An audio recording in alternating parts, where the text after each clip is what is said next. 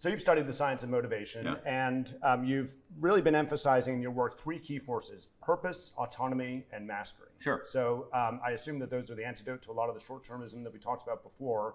But what are the biggest blind spots that executives have when they're trying to bring those forces into their organizations and use them as a better source of motivation? Okay, so the blind spots that executives have for doing it, because I think we have pretty good evidence that people perform at their best for complex tasks over the long term when they have autonomy, which is some sovereignty, some control over what they do, how they do it, when they do it. When they have a sense of mastery, which is, are they making progress? Are they getting better at something that matters?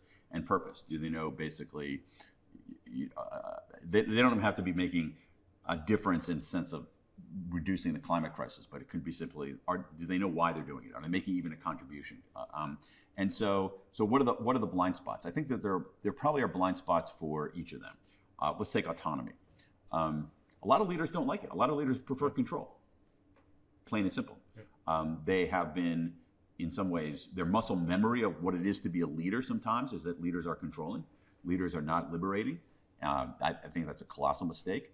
And at some level, control is easier because I know if I say to you, you need to be in this office from this point to this point, you need to be in view all the time, right? That might relieve some discomfort I have. It's not going to lead to better performance, but so I think that's the blind spot on autonomy. On mastery, I think the blind spot is that leaders underestimate how much people actually want to learn and grow on the job. They underestimate how much simply learning and growing and developing is inherently important to people.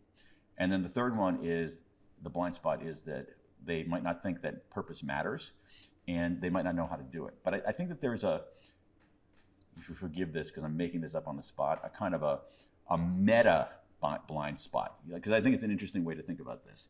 There's a meta blind spot among leaders, is that they think that the people they're leading are different from them, and they're not, all right? So if I were to say to a leader, do you want autonomy on the job? Hell yeah, I want autonomy on the job.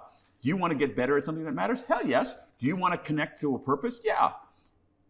But these great unwashed who I'm leading, they don't care about that stuff. And I think that's the meta blind spot. They don't realize that the people they're leading are similar to them.